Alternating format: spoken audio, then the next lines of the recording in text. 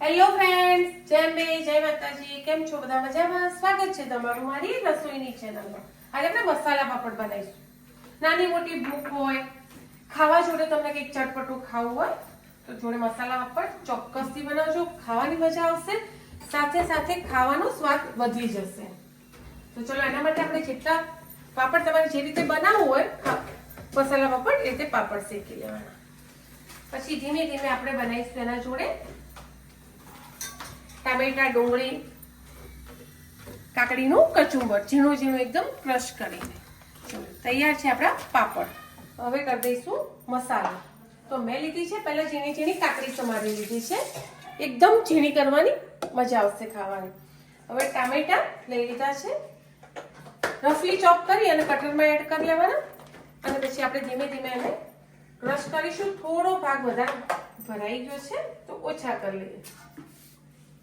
જે થાળીમાં ટામેટા ધોઈને રાખ્યા છે તેમાં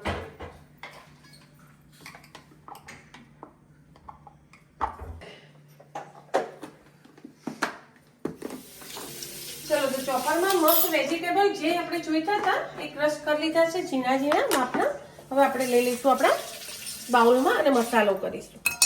એકદમ ઝીણા હશે તો તમને વધારે મજા આવશે, પણ થોડું વધારે પડતું હતું ફ્રેન્ડ, એટલે ક્યાંક એવા રહી ગયા છે મોટા મોટા, તો વાંધો નહીં. હવે એડ કરીશું મસાલા. મસાલા કરીશું નોર્મલ ધાણા જીરું લઈશું, જે રીતે તમને ટેસ્ટ એનો ભાવતો હોય એ રીતે.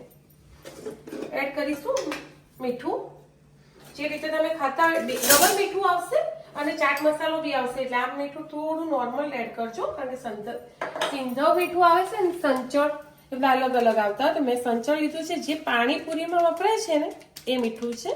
એનો ટેસ્ટ બી મસાલા પાપડમાં બહુ જ મસ્ત લાગે છે. હવે આપણે એડ કરીશું અંદર થોડો ચાટ મસાલો અને થોડું લાલ મરચું.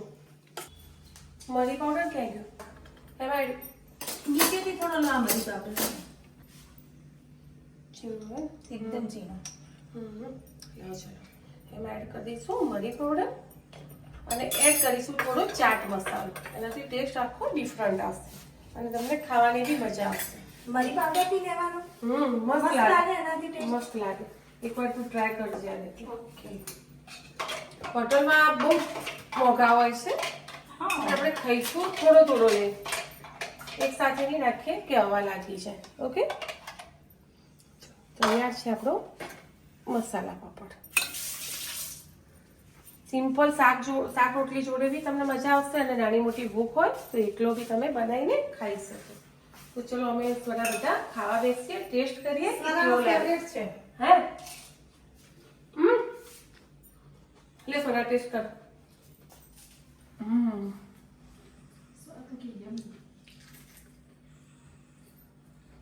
બહુ જ મસ્ત બને. ટ્રાય તમે બી કરજો આ રીતે. તો ચલો, મસાલા પાપડ ખાવા. તો તમે બી રેડી કરતા ને બીજા? હા, તું કહીશ? હા, ચલો તો. તમે દેખાડો કરી દેજો, પણ હવા લાગી જશે. જોડે જોડે બેસતા હોય. જોડે બેસીએ ને. ચલો,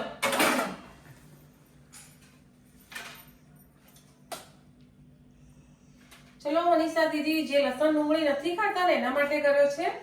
મારી બેન એક હોમ શાંતિમાં છે ને લસણ ડુંગળી નથી ખાતા, તો લસણ ડુંગળી વગર બી મસાલા પાપડ સારો જ લાગે છે.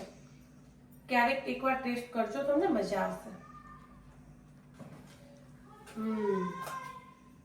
દીદીને આપો. થોડો આખો લઈ, આ કડકો તોડી દીધો હતો ચાખવા માટે ફ્રેન્ડ, એટલે એમને બધા અડધો મસાલા પાપડ બનાવ્યો છે. એ જ રીતે આપણે બધા બનાવી લઈશું અને એન્જોય કરીશું. મળીએ આગળના નવા બ્લોગમાં. By friend. સબસ્ક્રાઇબ કરવાનું ભૂલતા નહીં, લાઈક કોમેન્ટ ચોક્કસથી કરજો.